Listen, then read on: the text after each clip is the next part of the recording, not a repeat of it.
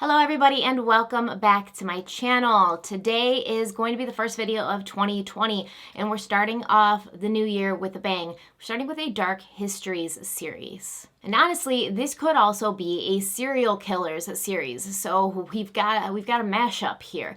This is about the Nazi doctor, Josef Mengele. In this Dark History series, we're going really in-depth, as in-depth as possible, into the background of Josef Mengele, into what kind of factors existed in the time and place that he lived that allowed him to go on to do his horrendous work. And if you've never heard this story, or you're not familiar with it, I think you're really going to enjoy this series of videos. You're going to learn a lot. And if you already are pretty familiar with Dr. Josef Mengele, with the Nazis, with the Holocaust period and World War II, that's great, but I think that you also will enjoy this because as I was researching from somebody that thought they knew a lot about World War II history, I found out a lot of stuff that I didn't know before. Researching this also obviously brought me a great deal of sadness and a little anxiety. It's tough stuff that we're talking about, so if you need a break, I understand pulling away from the video, going outside, smelling the flowers if they're blooming at this time for you, and just kind of like taking a break. I did need to take a few breaks now and then while I was researching it, so I completely understand, but I do think it's important to watch the whole thing through so that you have all the information. Now I'm going to start off and tell you guys about the two books that I used to research this mainly, and then everything else was internet research, but I used Robert J. Lifton's book, and this is called The Nazi Doctors. This is a very in-depth book, and once I'm done doing this series, I'm going to read the whole thing through, not just the parts on Mengele. And I also used a book called Children of the Flames, Dr. Josef Mengele and the Untold Story of the Twins of Auschwitz. And this is by Lucette Madeline Legnato and Sheila Cohn-Diekel. I hope I said those names right. In this video, you're also going to see a great deal of mispronunciation, probably, of German names, but I figure since they're Nazi names, they kind of deserve it. I do want to recommend, though, if you've read these two books or you're interested in reading more and learning more about the time period and about the Third Reich and Hitler and the Holocaust and things like that, a really good book I can recommend is on Audible, and it's called Hitler's Monsters. Mainly, this book talks about the Nazi fascination with the occult and the supernatural. It's surprisingly in-depth. It's incredibly interesting. I was held enraptured for the entire book while I listened to it. And if you guys don't have Audible or you haven't tried Audible yet, you can find this book on Audible, and you can actually get a 1-month free trial. Audible is a sponsor of mine, so I put a link in the description box. If you want to try this book, you can go ahead and click that link. You can actually get that book for free, and even if you cancel after the first free month, that book is still yours. And really the cool thing about Audible is every book that you download is yours forever. So you can eventually build this library of amazing books that you can go back to and share with your friends, and it's just a great service. But today I want to talk about our sponsor for this video, and that is Hunted Killer. Hunted Killer is a unique subscription box service. Every month you get a box with different clues and different evidence, and over the course of a season you help, and basically you don't help, you solve the murder or the crime. Nev and I love doing this together. There's a new season out, but we're still working on the past season because once she went to college, I really didn't want to do it without her, but she's going to be home for Christmas, she's going to be home for the holidays, so not only can we finish this season, but we have a whole new season ready to start, so I'm super excited.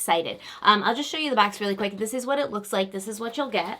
And then inside, you'll have evidence bags and files, a letter from Gray Investigates, which is a private investigation company that's helping you. So inside this evidence bag, it looks like I have a little necklace, and it actually looks like an opal or a pearl. It's an opal. So me, initially, I'm going to think, whose birthstone is opal? Like, who was born in, what is it, October, I think, is the opal birthstone? So I'm going to go through all my suspects that we have on the murder board and see whose birthstone would be opal and kind of use that as a starting point. And that's kind of like the way that you would solve these crimes, by just getting little pieces and adding them to your murder board and just like cataloging them in your mind for future reference. I also have a pair of alien socks, so I'm going to wear these for sure. I wish I'd had these last month for Halloween. I would have worn them during our Skinwalker Ranch video. And then you've got the letter from Gray Investigates, and this is essentially going to tell you almost all of the crime scene evidence from Charlie's car has been processed. I've included a collapsed opal necklace and a pair of Natalie socks that were recovered. So these things were found in Charlie's car. Charlie was the victim.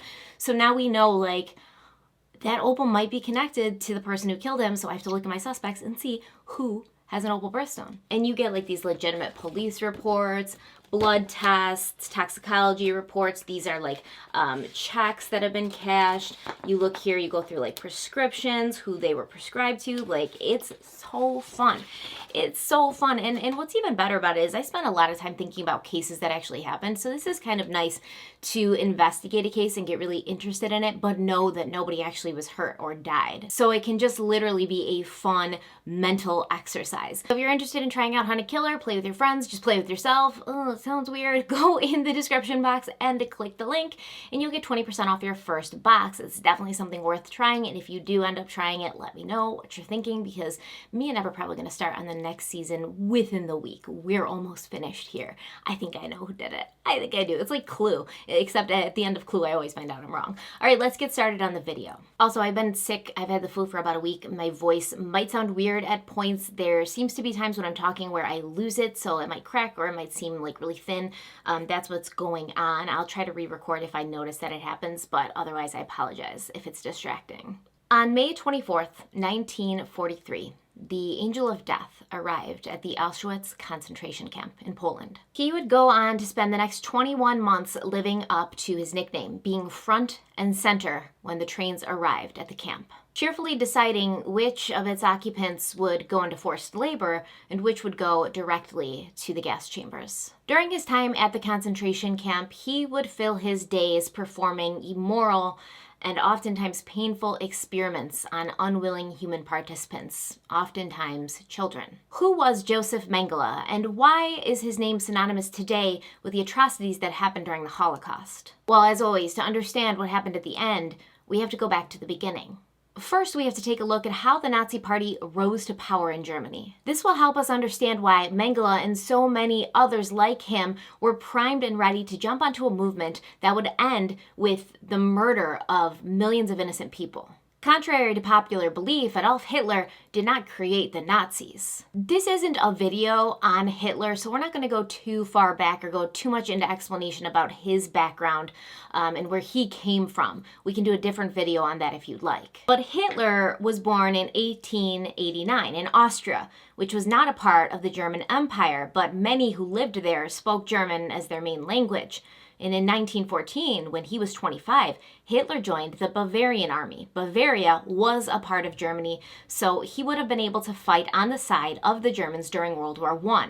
During the war, he developed a sense of self and purpose for the first time in his life, and he rose in the ranks and began to view his role as an officer in the army as inseparable from the rest of him. But World War I, it didn't end up going well for Germany. The people of Germany were paying a heavy price for this war and having to make a great deal of sacrifices on the home front. Kaiser Wilhelm II was the emperor at that point and grandson of Queen Victoria, who was the Queen of Great Britain from 1837 to 1901. Now, Victoria was also the great-grandmother to Britain's current Queen, Elizabeth. So Wilhelm, as Victoria's favorite grandchild, he had very close familial ties to British royalty, and he'd often spend summers of his youth with his cousins in England. He loved the sea, and his cousins would often take him sailing, which created a really big envy in him for the British Royal Navy, which prompted him to order a bigger fleet built for Germany, which put a big financial strain on the country. So during World War I and for a good deal of time before World War I, Germany was a military dictatorship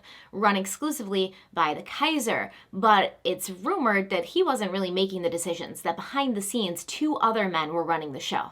General Field Marshal Paul von Hindenburg and his chief of staff, Erich Ludendorff. So it's 1918, they've been fighting this war for a while now, and at this point, all of Germany's offensives on the Western Front, they're all falling. The military was running out of supplies, and those who were in the know, who really had all the information, realized that there was no way Germany could win this war. But obviously, they didn't want to make it look as if the military had failed. This was a military state, essentially. The people had to have, faith in their military that they could protect and defend them. So they decided to find a sneaky way to sort of shift the blame by having the Kaiser abdicate. So basically, he steps back from his role and they hand the power of the government over to a man named Friedrich Ebert. Now, Ebert was a social democrat, and he was really interested in having peace and ending the war, so he began to have peace talks with the Allied powers to establish an armistice. Now, this armistice, signed on November 11th,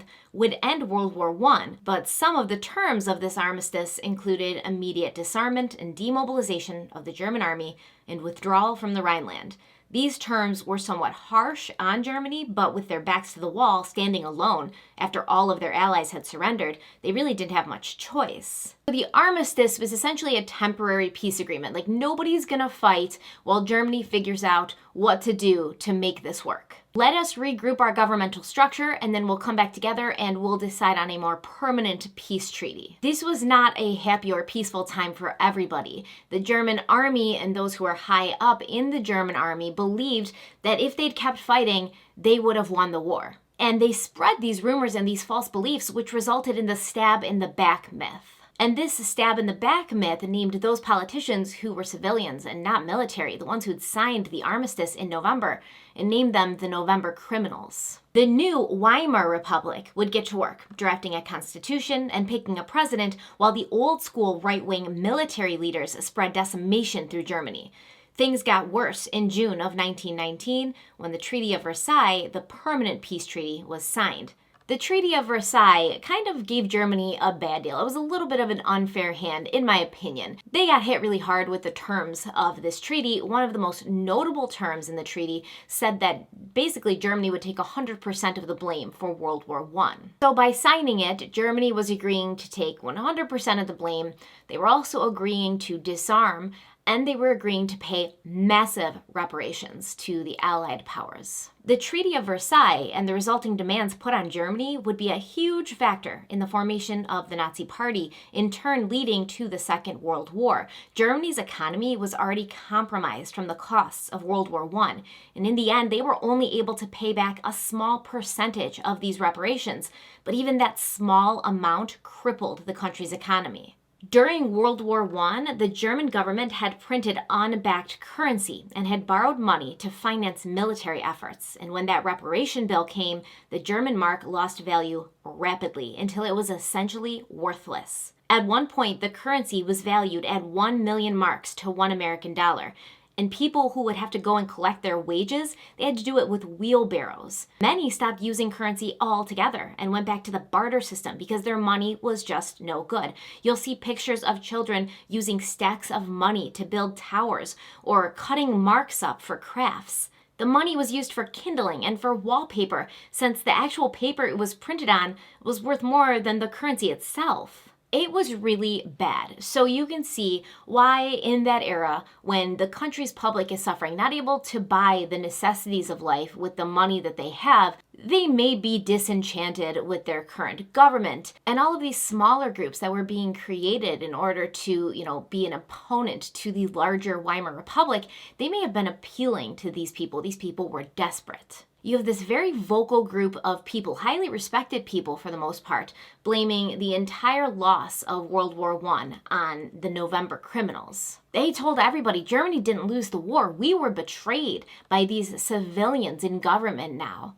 And because of that, you are facing these hardships. You are suffering. You're not able to get enough food to feed your family, and it's their fault. So here comes young Hitler in his 20s. He's still a part of the German army. He returns to Munich after World War I. He goes to Munich because he's tasked by the military to infiltrate these smaller political groups, find out what they're all about, and then report back to his superiors. So basically, he's a spy. The current military and the current government, they could have pretended that they weren't threatened by these smaller groups, but everybody in the country at this point was looking for something else to believe in and someone else to follow. So these smaller groups were actually very threatening to the government and the military as a whole. On September 12th, 1919, Hitler attends a meeting of the German Workers' Party with the intention to spy on them and report back to his superiors, but he ends up liking what he hears, and he stays at the meeting, even engaging in political discourse with its members. Now, the German Workers' Party had been founded in January of 1919 by a man named Anton Drexler, along with 3 other men, Dietrich Eckart, Gottfried Feder, and Karl Harrer.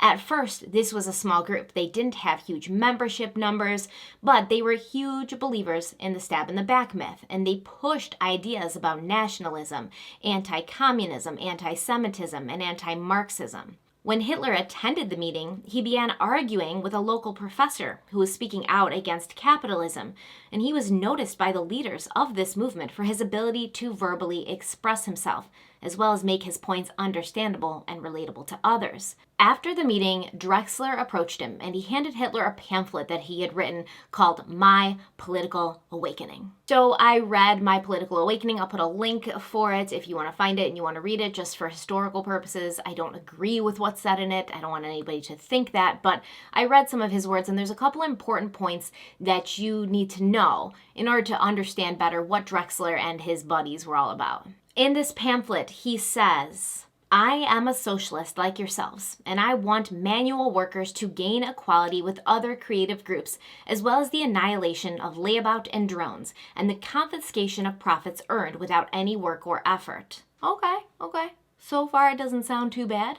He wants everybody to work hard. What's wrong with that? He goes on to say that 300 big bankers, financiers, and press barons who are interconnected across the world are the real dictators. They belong almost exclusively to the chosen people. They are all members of the same secret conspiracy which organizes world politics, namely the International Lodge of Freemasons. Their aim is the dictatorship of money over work. Okay, it's getting a little intense. Let's keep going. These banks and stock exchange dictators do nothing openly, for they have their agents in the workers' movement, and they pay them well. They turn the people's resentment from against themselves onto the small property owners, the factory owners, and the farmers, who, with all their money, could hardly pay the interest owing to the big bankers. The House of Rothschild alone owns more capital than all of German heavy industry together. Okay, I see where this is going. He goes on to say, when will we finally see through the false friends of our movement? The Jewish big capitalist always plays our friend and do-gooder, but he only does it to make us into his slaves. The trusting worker is going to help him to set up the world dictatorship because that is their goal. As it states in the Bible, all the peoples will serve you. All the wealth of the world will belong to you. In the Talmud it says, a time is coming when every Jew will have 2,800 slaves. So, I mean, it started off strong, but then it kind of spiraled into insanity and conspiracy theories. But this is what they believed, right? So Drexler gives the pamphlet to Hitler, and Hitler's like, yeah, dude, I've thought the same stuff for years. Like, this is nothing new to me. You're not opening my mind. I have a mind of my own. And I, too, am anti-Semitic. As a result of his way with words, his ability to address large crowds, and his similar views, Hitler was invited to join the German Workers' Party, which he did as their 55th member. So you can see when he joined up, it wasn't a big organization. There was, a little bit over 50 people. And he was actually there to spy on them, but he ended up really liking what he heard and stayed as a part of the party. And they were all really impressed with Adolf Hitler, but he wasn't so impressed with them. He thought that they were a disorganized group of guys who just gathered at beer halls to talk about politics and never do anything about it. And pretty much they weren't really worried about membership. They weren't out there actively seeking members. And he saw that he could take this group, this party, this set of beliefs, and make it into something bigger. So Hitler took a small and not well-known political movement, one of the many floating around Germany in those days, and he gave it a face, his face. The party would fight for ultra-nationalism, the belief that the German race was superior, descendant from the Aryan race. They were against communism and capitalism and ethnic minorities, especially Jewish people. The Aryan race has come to mean something to us today because of Adolf Hitler. Blue eyes, blonde hair, fair skin. But that's not the truth. In reality, the earliest known Aryans lived in prehistoric Iran and migrated to northern India around 1500 BC.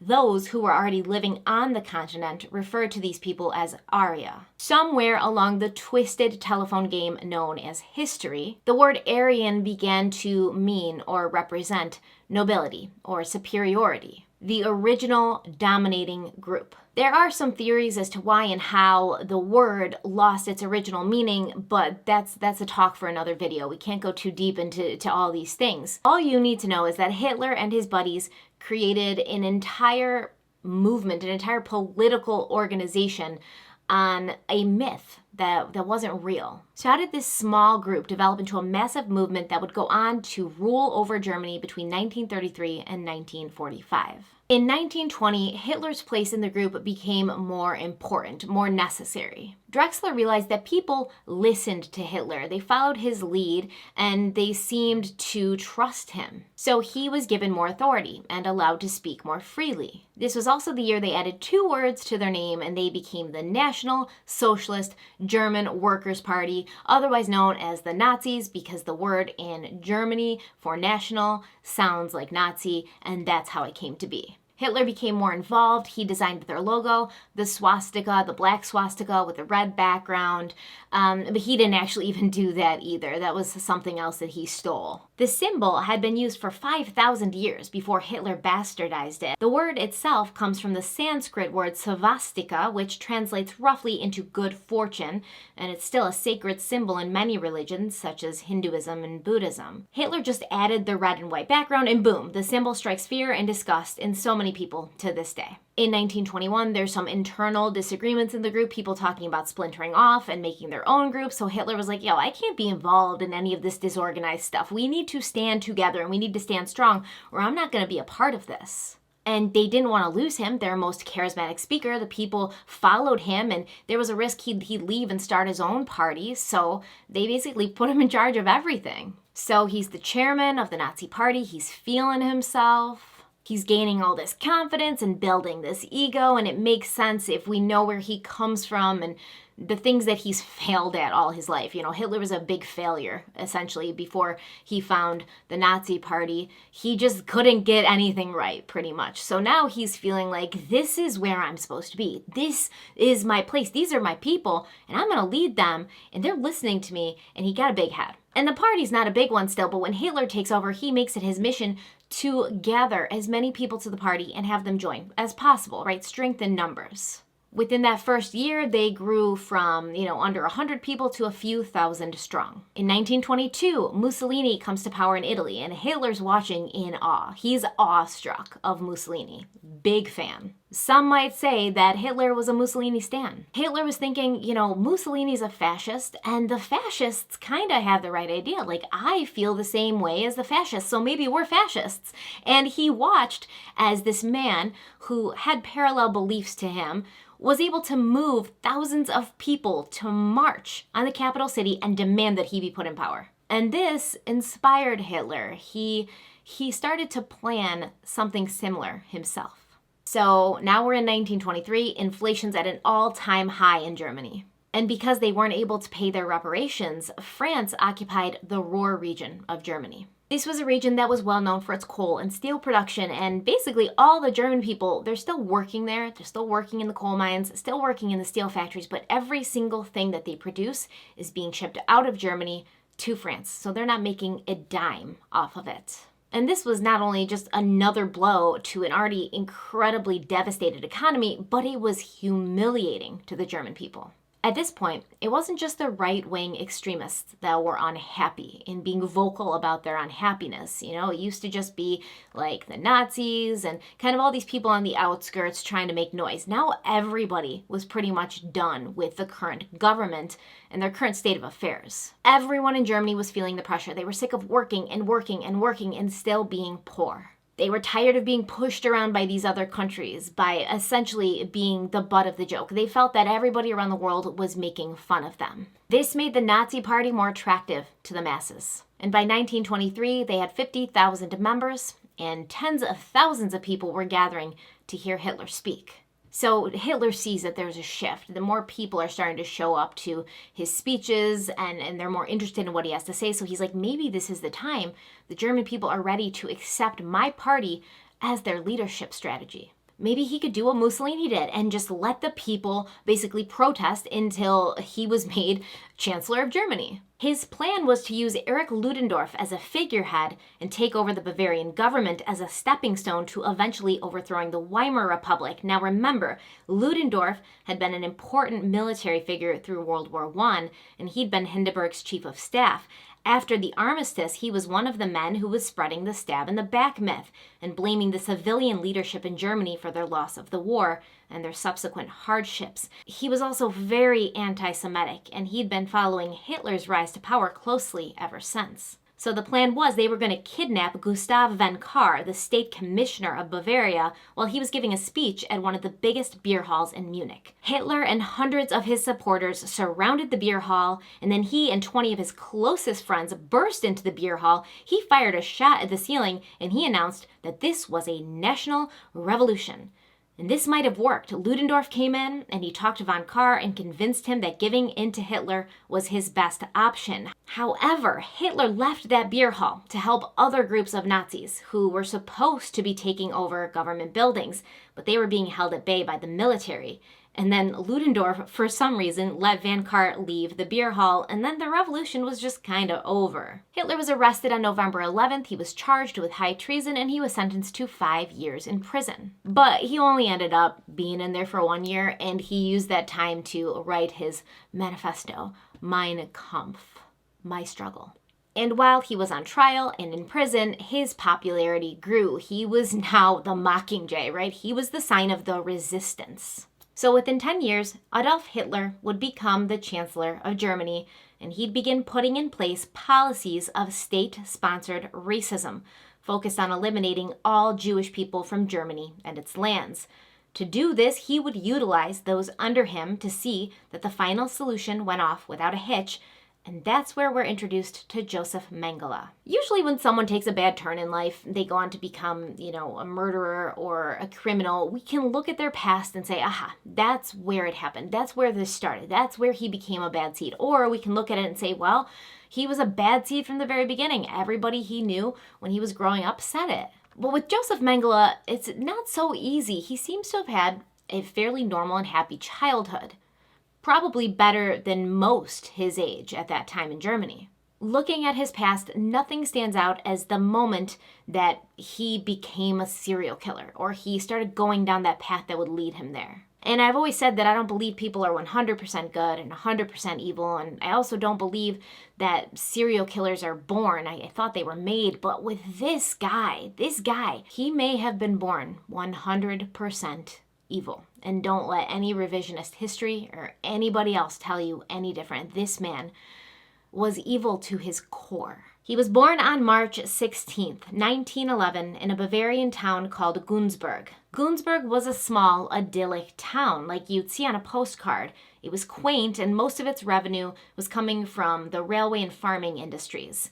Mengele's father, Karl, had left his hometown when the family farm had gone to his older brother, and he'd come to Günzburg to make his own name. That's where he met his wife, Walburga.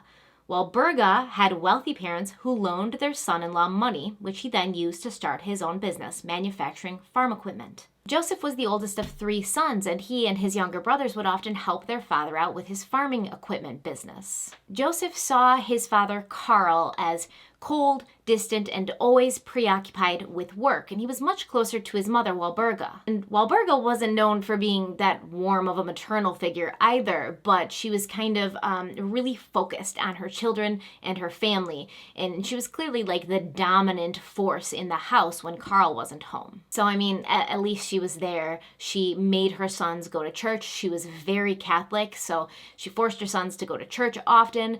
She made sure they had food on the table. She made sure they were dressed, and they knew the difference between right and wrong. Apparently, in Josef Mengele's case, that didn't work out so well, but she was there. But Josef Mengele did describe his mother once as unable to love. And this is often the case. Karl and Walburga Mengele have been lost to history. A lot of what made them who they were is just gone. So they're not completely three-dimensional figures, but what I get from it is Carl was, running his own business, really interested in spending time and money and effort to build that business into something great. And Walburga was that typical overbearing, heavily Catholic mother. She dressed entirely in black. She had this love affair with food that caused her to struggle with her weight for her entire life. And if you looked at Carl and Walburga together, you would almost not think that they were married because they were very different. They looked very different. And in personality, they were also very different. So Carl, he was tall and slender and stately looking. He always had nice suits on. His shoes were always shiny. He really cared a lot about what his appearance said. And Walburga, like I said, dressed all in black, eventually started gaining a lot of weight. Carl's employees would dread when his wife showed up at the factory because she would just verbally berate them. So she doesn't sound like a super nice person, that's for sure. And at first, the Mengeles lived modestly. They shared a house with another family. However, within no time, Mengele's company was the go-to manufacturer for farming equipment. They became wealthy and prominent in the town, and they moved into a bigger house in a better part of the city. A big part of their success was due to World War I, when Mengele's company received a contract from the government to manufacture weapons and war goods for the troops. So by the end of World War I, Mengele's factory and Mengele's business was one of the biggest in Günzburg. They were moving up in the world, and baby Josef Mengele would have no recollection at all of what it was like to live in war times, or to struggle for money, or to pinch pennies, or to sacrifice. He was basically raised with a silver spoon in his mouth. He and his younger brothers, Karl Jr. and Alois, were tasked by their parents with overseeing the transport of materials into the factory and finished goods out of the factory. The people of Günzburg would fondly recall little dark-haired Josef, who they nicknamed Beppo, pacing around the platform, shouting to his brothers to be ready to unload as soon as the train came in. He was the most well-liked of the Mengele children by the people of Günzburg. He was always cheerful, polite, he had a smile for everyone. Even as a young boy, he was referred to as classically handsome, with gleaming hair and very colored eyes and a small gap between his front teeth. Now, why they named him Beppo, I can only guess. It's not very clear, but his name was Joseph, and Italian for Joseph is Giuseppe, and people often will use Beppo as a nickname for Giuseppe, so I assume that's why they called him Beppo, but you can tell that they're giving him a nickname, right? The people of Günzburg thought he was just like the best. He was a cute little boy, he was helping his dad, he had good manners, he was attractive. They liked him. Nobody said he was torturing animals. Nobody said that he was setting things on fire. He was a normal kid. Like I said, his mother, Walburga, she wasn't a warm person, but when it came down to siding with one parent or the other, Joseph would always side with his mother. He was her favorite, and he was a bit of a mama's boy. One day, Karl Mengele came home with a new cart, proudly show off to his wife and sons. And instead of being happy and excited about it, Walburga basically asked him, "How dare you make this large of a purchase without consulting with me first?" So they got into a fight, and Karl basically said, "Why am I even married to you? I'm gonna leave you." And Walburga starts crying in the corner of her room, and young Joseph goes over and sits next to her. He puts his hand on her and he says, "I'll never leave you, Mama." So it seems to me, even though he recognized his mother's faults or her inability to be warm and loving, he disliked his father more, so it was just kind of natural that he'd gravitate towards his mother because she was the other parent. I don't think that Josef Mengele had a super close, warm, or good relationship with either of his parents. And Joseph grew up in a sort of closed-off world. In Günzburg, the Mengeles were considered royalty, and as he got older, he developed a taste for the finer things in life. He'd wear tailored suits made out of the most expensive fabrics and the most flattering cuts. He developed a reputation for being a snappy dresser, charming, handsome, and he was the most requested dance partner at balls that were held in the homes of Günzburg elite. Even though there's other people in Günzburg that would be the same age as him, they probably didn't go to his fancy private school. They didn't have as much money. They didn't live in the nice neighborhood, so he didn't socialize with them. He just kind of hung out with the same group of people, all friends of his parents' friends, etc. Joseph would go and meet up with his friends at the Café Mater, which was the place to, be seen in Günzburg. They would all sit together, sipping coffee, chatting, smoking cigarettes, but Josef Mengele at this time, he wasn't interested in politics, and I believe that he probably never really was interested in politics.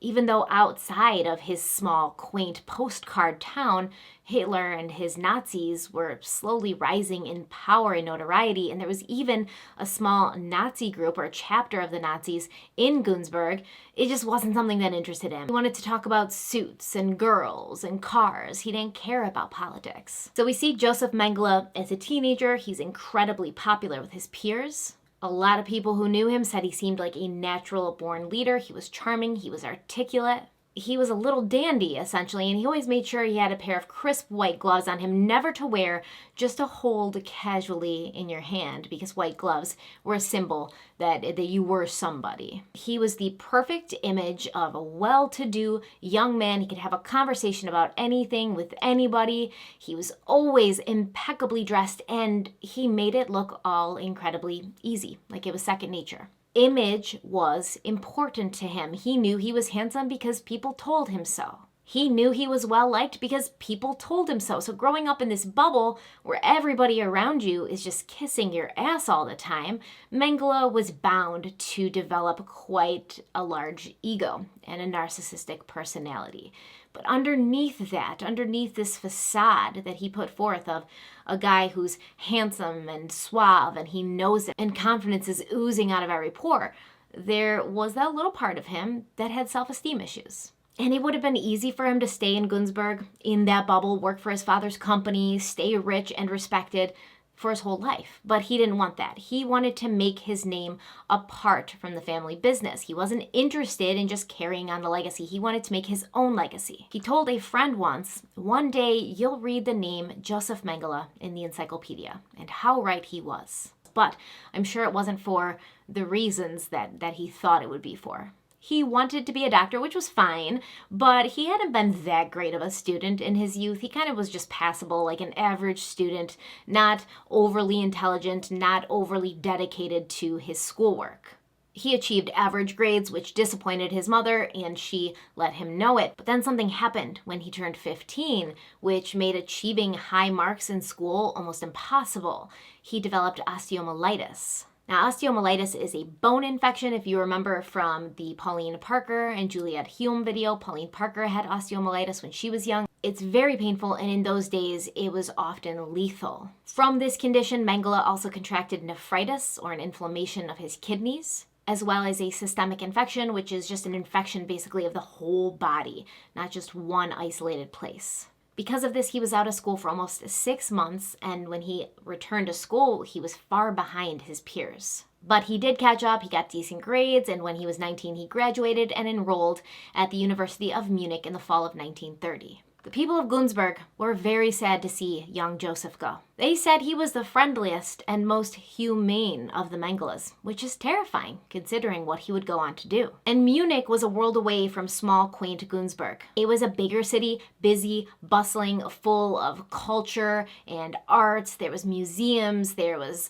opera houses, there was the best restaurants, and Mengele wanted to see them all and do them all. He loved opera. Big fan of the opera. 1930 was also the year that Hitler's most radical views were beginning to take root in Germany, and Munich was the perfect Nazi town. It was called the capital of the movement. New SS members would be sworn in there. Nazi headquarters was located there, and huge ceremonies and rallies were often held there.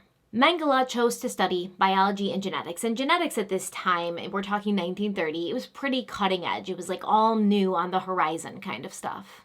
But at this time, the way it was being used and taught at the University of Munich and many other universities in Nazi Germany was for the purpose of eugenics. So I can't go forward without a brief discussion of what eugenics is, where it started, and how it was adopted by Nazi Germany in order to achieve its end goal, which was to cleanse all German lands of those who didn't have pure blood. So eugenics was a term coined by Sir Francis Galton, who was a statistician and half-cousin to Charles Darwin. The word itself essentially means well-born, and it was Galton's hope that by bringing eugenics into mainstream science, he could improve Britain and the world. This was a proposed scientific solution to social problems like mental illness, criminal behavior, and poverty. And Galton believed that these things were all inheritable, so if people that had these conditions stopped making babies, and those who were healthy and had desirable traits made more babies, the world would be perfect. I don't know what the Brits thought about this idea when Galton brought it up, but the Americans loved it. Man, we loved it. The first occurrence of the American government interfering in human procreation happened in Connecticut in 1896, when it became a law that those who had epilepsy or those who were feeble-minded could not get married. And in 1903, the American Breeders Association was founded to study eugenics. The American Breeders Association, and we're talking about people. Very, very uncomfortable. John Harvey Kellogg, best known for his creation of breakfast cereal, also jumped on the eugenics bandwagon, and I guess it's no surprise to me. Kellogg always had that mad scientist off his rocker vibe. He was obsessed with healthy and clean living. He was a Seventh-day Adventist. He encouraged people to be abstinent, even with themselves, if you know what I mean. And he had moments of clarity and intelligence, like when he recognized bacteria in the intestines can cause health problems. And he had ideas about germ theory years before it was even a thing, but he organized the Race Betterment Foundation in 1911, and he even went as far as to create a pedigree registry for human beings. The Eugenics Records Office became a thing, and that kept track of people's genetics and claimed that most people were unfit to have children, especially immigrants, minorities, and the poor. But when it comes to the American eugenics program and how it influenced Nazi Germany, we have to go to California, where 20,000 people were sterilized in mental health hospitals without their knowledge or permission. And the justification given was that society had to be protected from these people reproducing. In no time, 33 states followed suit, creating laws that gave the government the final say in who was fit to procreate.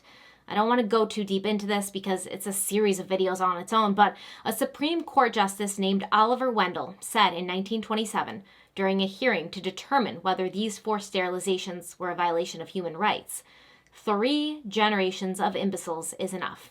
And he was referring to one specific family here, but the implication and the meaning on a more widespread level is pretty clear. So it snowballed. Puerto Rico started doing it, claiming to be interested in ending poverty. In the U.S., Native Americans were sterilized, people of color, those who had physical handicaps, mental handicaps. It was bad, but to the Nazis, it was exactly what they needed. Something they could point to and say, well, they're doing it. It's a law there. It's legal to do it there. The U.S. is doing it, which is exactly what they did. So young Josef Mengele, ready to be a doctor and study genetics, which at that time was essentially just studying eugenics in Germany, he throws himself into his schoolwork and he becomes a far better student than he ever was in the past. He was still popular with his peers, but they considered him a serious student, somebody who would always have a book in his hand whenever they saw him or when they came to his apartment.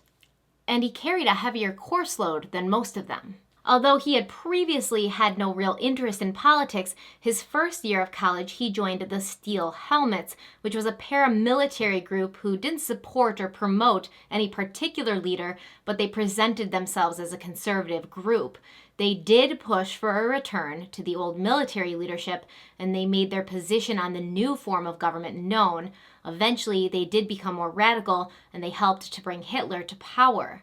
I still don't think he was super interested in politics. It was just what you did at that time if you were young and hoping to make a name for yourself in Germany. But Mengele really flourished in this group. He gave speeches. He was greatly respected. So I definitely think this was his first introduction to how beneficial politics can be for someone's career or place in society. While attending the university, Mengele heard a man named Ernst Rudin give several lectures. Now, Mengele was already an elitist. He already thought he and people like him were better than others, but now he had words and terms that he could scientifically use to voice these thoughts, terms such as lives unworthy of living and useless eaters. Ernst Rudin was a psychiatrist and a director of the Kaiser Wilhelm Institute, and he was also the president of the International Federation of Eugenics Organization. Rudin would become the main architect of sterilization laws in Germany. The ideas that Joseph and other students would have been hearing from these well-respected men would have been as follows. Those who are weak or sick, those who can't help themselves and need assistance from others, they shouldn't be allowed to have children. Because not only is that another mouth to feed, but they're going to pass on their bad genetics to these children, which takes the whole bloodline into a vicious cycle. Joseph Goebbels, Minister of Propaganda, said in 1938 at a Nazi rally, "Our starting point is not the individual, and we do not subscribe to the view that one should feed the hungry, give drink to the thirsty, or clothe the naked. Our objectives are entirely different. We must have a healthy people to prevail in the world." And it's hard to understand because the Nazis, they didn't like communism. They really didn't like capitalism either, but they didn't hate capitalism as much as they hated communism. They pretty much considered capitalism as something that was good as long as it helped the whole of Germany, the whole country, not just one people or a few people. So they said they were socialists. They wanted everybody to contribute equally and everybody to have the same things. But they didn't feel like they could have that utopian country until those who were holding them back were removed from the equation. So a stronger, more self-sufficient population leads to a stronger, more self-sufficient Germany. And okay, looking at it that way, it makes sense. When you have a plant and you're growing it, sometimes you have to cut off excess branches or dead branches so that the main stalk or the main root can grow higher and stronger. But these aren't plants we're talking about here. These are people. Biggest group of people or undesirables that Hitler and his fellow Nazis wanted to see gone from Germany were the Jews, who Hitler had for years been referring to as the germs of the country, taking a healthy population and making them sick and weak. He told everybody who would listen that all the Jewish people cared about was money and world domination. And all of this was talked about and taught openly in Germany far before the Night of the Broken Glass or World War II. In fact, the whole idea or concept of anti-Semitism wasn't new to Germany with the rise of Hitler and the Nazis. It had existed for many years. In 1920, a book was published by two men, colleagues of Ernst Rudin. Their names were Karl Binding and Alfred Hoche. The title of the book was Allowing the Destruction of Life Unworthy of Life. Nothing was said specifically about Jews in this book, or the blacks, or the Romani people, all groups that the Nazis would later go on to target. Instead, it referred to the mentally ill, brain damaged, disabled. The fact is, though, as soon as you start picking and choosing which lives are unworthy of that life, it's a train off the tracks, and it was a natural leap from one to the other for Hitler and the Nazis. They didn't have to specify Jews or those of different races that threatened the purity of Germany, simply the notion that some life is not worthy and that there's people who should be able to choose who lives and who dies. That was enough to build a whole movement on. It was really a perfect storm for Josef Mengele to become who he became. He was already an elitist, a social Darwinist. He was bothered by the fact that those in the lower working classes seemed to be the ones having all the children, and those in the upper classes were not having as many children. The Nazi movement was working hard and fast in Munich. His professors were teaching that you should use genetics to decide who was able to have a family and who couldn't. Mengele most likely felt that he'd found a place where he could move freely and flourish, a place that he actually belonged. Here he could make a name for himself, and many years later, after World War II, he still believed these things. He wrote in a journal some really disturbing things. He wrote, "We have to prevent the rise of the idiot masses." The feeble-minded person was separated from farmers because of his social status and low income.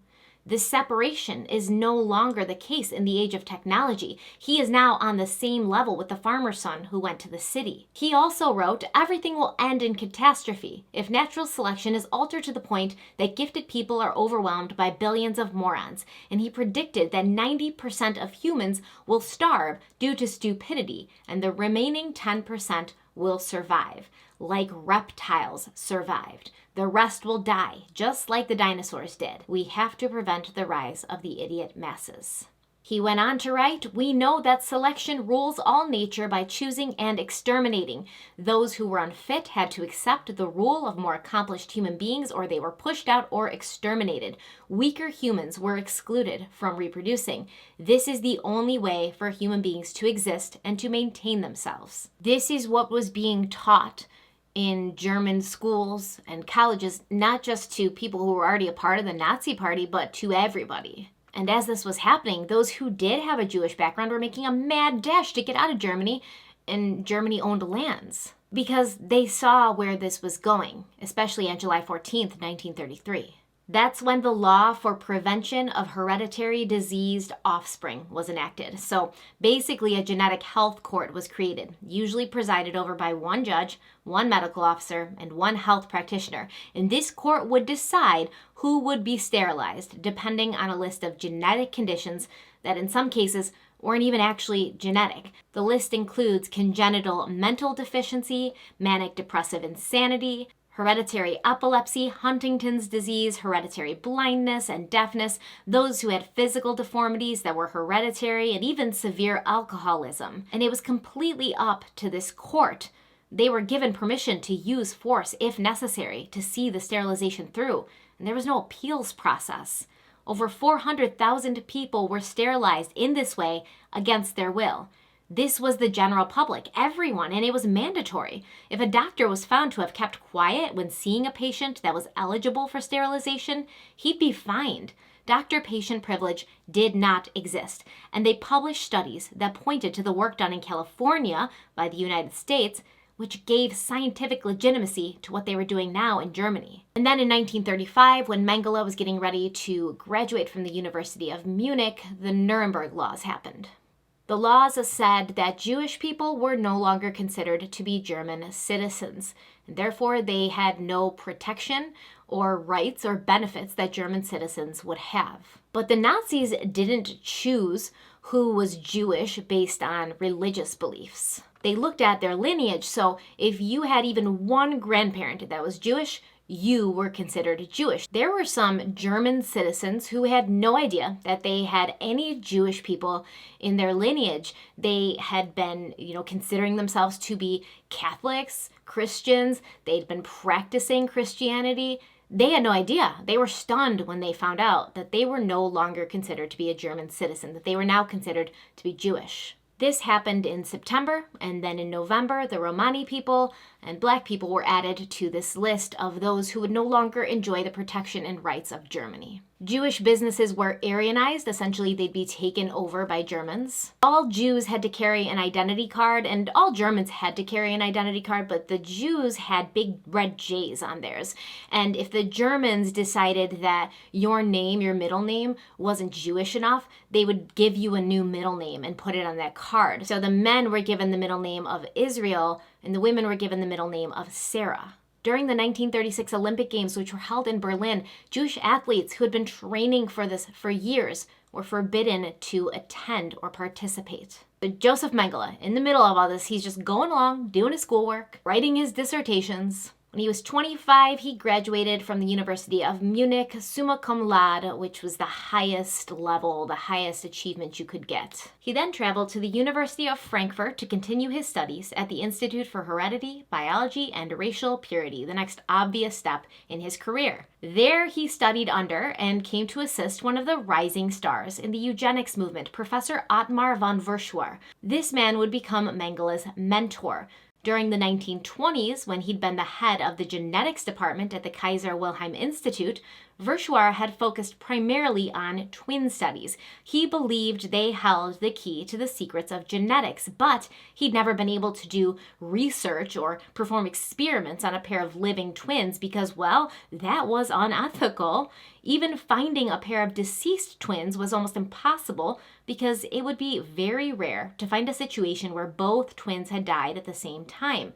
But he'd often speak to his students about how much a scientist could discover about genetics if only he could study living, breathing twins, experiment on them, and see what happened. To Mengele, who viewed von Verschuer as his mentor, as a fatherly figure, this made a big and lasting impression on him. The idea of being able to do experiments perform scientific experiments on people that were alive. And if they died from whatever it was you did to them, then you could just study their corpse after. This program that Mengele was working on with his mentor von Verschuer, it's obviously Nazi approved and funded. But who else was donating to the piggy bank of the Nazi eugenic movement? Who else would be interested in using science to discover a technology that could create an entire world or society of blonde-haired, blue-eyed demigods?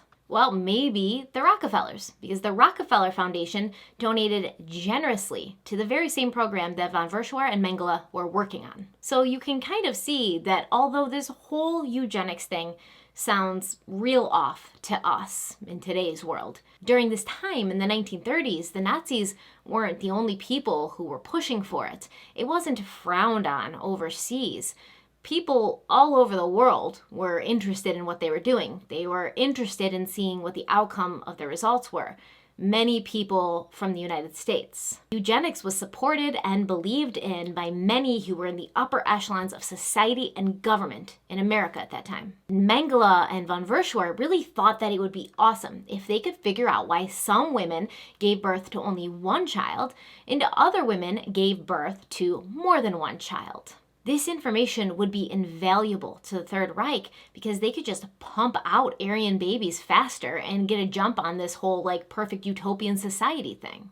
So at the same time that they were figuring how to eliminate the bad genes from Germany, they were also trying to figure out how to populate Germany with millions of little baby Thors. Someone like von Verschuer, who is well respected in Germany, he could give legitimacy to the Nazi movement and the inevitable final solution through his pro-Hitler, pro-Nazi writings. And he wrote a lot. He wrote about how great Hitler was, how bad the Jews were. He said in his writings that measures they had taken to ensure Germany's place in the world were good, but they were not enough. Desperate times call for desperate measures, and von Verschuer would go on to become one of the architects of what Hitler called the final solution. At this time in Germany, most of the top scientists had joined forces with the Nazis to help legitimize the Nuremberg laws using science. And Mengele's mentor, Professor von Verschuer, was one of the loudest voices. He'd been receiving financial support from the Nazis since the early 30s. His entire institute at the university had been built with Nazi money, so it's not a surprise that the work done there would mirror their core beliefs and support their propaganda. Doctors, researchers, and scientists who worked at the institute would often be called upon in court to testify as experts when the Nazis were prosecuting anyone who broke the Nuremberg laws. Von Verschuer and anyone who worked with him were in Hitler's pocket, and that included Josef Mengele. In 1938, Mengele published his second doctoral dissertation on the genetic origins of the human jaw. Mengele thought that he could tell what race you were or what your genealogy was just by looking at you and analyzing your facial features. While at the University of Frankfurt, working under von Verschuer, he helped to analyze the city's population for racial purity. His mentor saw a great promise in Mengele, a passion for science and research, no matter what the cost. In reality, what he was seeing was a passion to excel and make a name for himself, no matter what the cost. It was important that he was on the radar of those who could push him further in his career, and at that point, that was the Nazis. And von Verschuer was tight with the Nazis, so if Mengele could stay at his right hand, he'd have his career made. He worked with von Verschuer on many special projects, and he just pretty much hoped that if a promotion ever came up that was right for a man like Mengele, his mentor would push him to the front of the line. 1938 was also the year that Josef Mengele met and became engaged to his first wife, Irene Schonbein. Mengele said that Irene was well educated and pretty, and many years after they'd separated, he still referred to her as the love of his life. Maybe that's why he fought so hard and so long to marry her when her own genealogy was under question. She was 19 and studying art history. He was head over heels for her. He broke up with his current girlfriend in order to propose to Irene. But as soon as they were engaged, Mengele was called in by the army for training. War was on the horizon, and the Wehrmacht wanted to make sure its troops were ready. He was stationed for 3 months in the Germany Mountain Army Regiment in Tyrol, a region in the Alps, but He didn't like his commanding officer. The two butted heads constantly. And when his 3 months was up, he knew that he wouldn't be going back to that army. Instead, he decided to join the SS, which he was allowed to do since he'd already been accepted into the Nazi Party the year before. Now, there may be some confusion about the SS and the German military as a whole. Before Hitler rose to power, he established his own militia, and they were essentially his personal bodyguards, but they weren't viewed by the general public as a legitimate army. But when he became Chancellor of Germany, the SS was immediately legitimized, and more than that, they pretty much became the cream of the crop of the German army. So all the other army branches were essentially ruled over by the SS. They wore different uniforms, they were given top pick of all the resources and weapons. The SS was also the most vicious and loyal of the Nazis. They were required to get a blood tattoo on their armpit when they joined, and this would signify that they had pure blood. But Josef Mengele, who was incredibly vain, he didn't want to get that tattoo, so he broke the law initially upon entering the SS. He broke the law and didn't get that tattoo. And in the end, his vanity and his refusal to get that tattoo would allow him to escape when Allied forces came into Germany. Okay, so Mengele has joined up with the SS. He marries Irene in July of 1939, and then less than a month later, he gets drafted. And for his first duty as an SS soldier, he's assigned to the Race and Resettlement Office, which was a desk job going through applications of those who claimed to be German, and it was his job to decide whether they really were or not. By June of 1941, he was sent to Ukraine, the Eastern Front, for active military duty. War had broken out, and now he'd be working as a combat medic on the front lines with the Viking Division of the SS. Now, the Eastern Front was not the place you wanted to be if you were trying to avoid the death and gore that comes along with a war. Many believed that Germany would quickly crush the Soviet Union, but that's not what happened. At first, it seemed like Germany was gaining traction, but the Russians seemed to have an endless supply of troops, and in no time, they were beating the Germans back. Not only that, but the weather conditions were awful. Many German soldiers felt that their real enemy was General Winter, a nickname that they'd given for a very cold and frigid season in Russia. Hitler, the eternal optimist, had thought that his troops would defeat the Soviet Union's troops far before winter came. So you have all these German soldiers in their summer uniforms. They had to curl up in hay and newspapers in order to stay warm. As a result, many suffered from frostbite, which resulted in the amputation of nearly 15,000 limbs. Additionally, the Soviet Union forces, they were not only used to the winter and dressed properly for it, but they had special weapons and machinery that were designed to work in extreme cold temperatures, and the Germans didn't. So their tanks wouldn't start, their guns wouldn't fire. It was bad. But even though it was clearly impossible to win against the Soviets under these conditions, Hitler made it clear that anyone who gave up or surrendered would be immediately shot by their own side and deemed a traitor. And the Eastern Front seemed to be a sort of Wild West of the war. Obviously, war is horrible and people die, but most armies and soldiers, they live by a certain set of rules and moral obligations, and these were off the table on the Eastern Front. Both sides ignored their moral compass and typical rules of engagement and committed terrible war crimes and atrocities. Basically, there was a lot of damage, a lot of death, a lot of injuries, and Josef Mengele, as a combat medic, was kept quite busy. And he probably loved every second of it, in my opinion.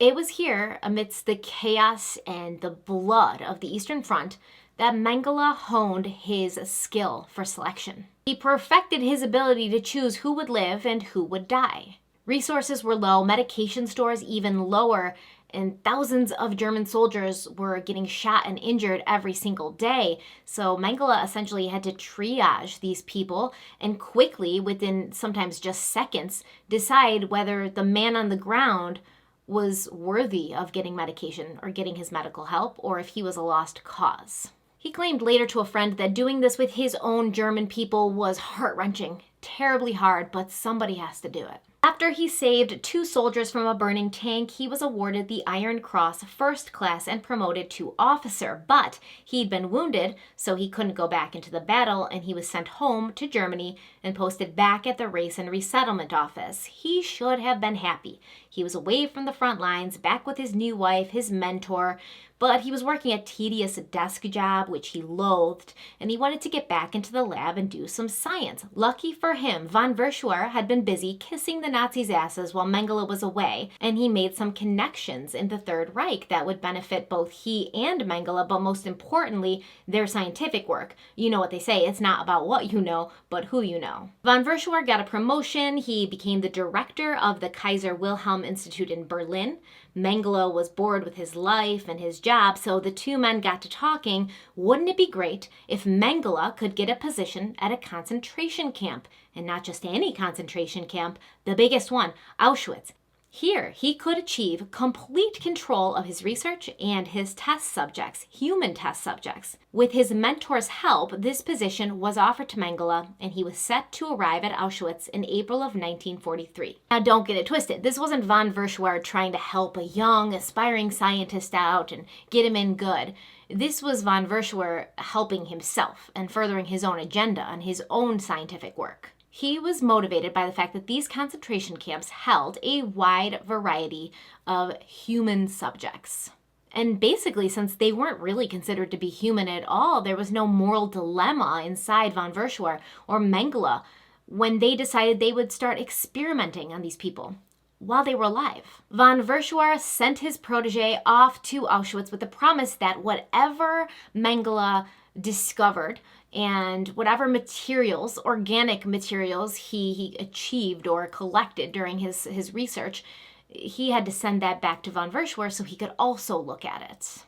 The worst part of all of this is, even though von Verschuer may not have physically taken part in what Mengele was going to do, he's the one who encouraged him to do it. He's the one that pushed him there, got him the position, and had spent the last several years talking to him about how great would it be for science and for our country if we could perform experiments on living people. It would be a scientific breakthrough. We'd be famous. We'd have our names in all the books. And when the war was over, you'd think that this man would be put on trial with the rest of the Nazis, but he wasn't. Was there not proof of his complicity and his knowledge of Mengele's research experiments? No, there was proof. I mean, truth be told, von Verschuer, that sly dog, he burned most of the evidence that connected him to Mengele, but there still exists some evidence. There was a report that von Verschuer sent to the German Research Council in 1944 stating, "My assistant, Dr. Josef Mengele, has joined me in this branch of research.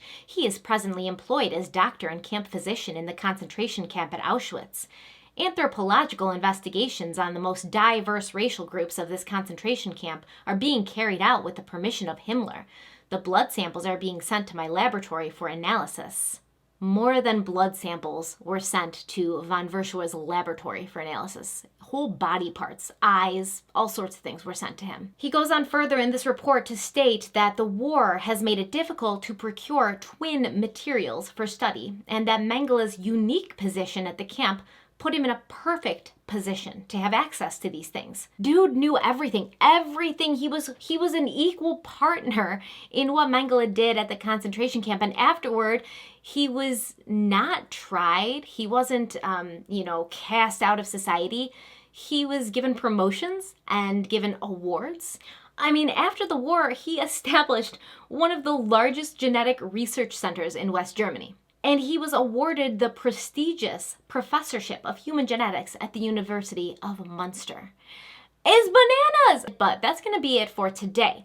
Next video, we're going to pick up with Mengele arriving at Auschwitz. And truth be told, this second video is going to be the toughest, but I will always be sensitive. Try to vocalize my information in a way that's not completely traumatizing.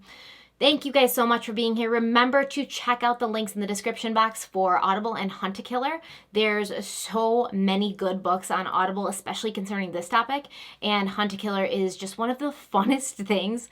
Is funnest a word? One of the most fun things that I've done ever because I love, true crime and I love games and I love solving puzzles. So it's literally just the longest, most exciting game of Clue ever. But instead of working against other people that you're with, you're working with them to solve the crime. So that's really cool.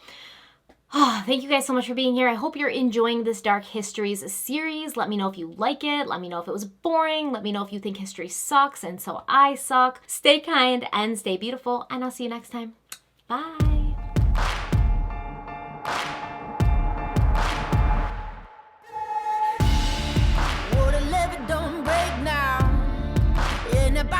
Straight down.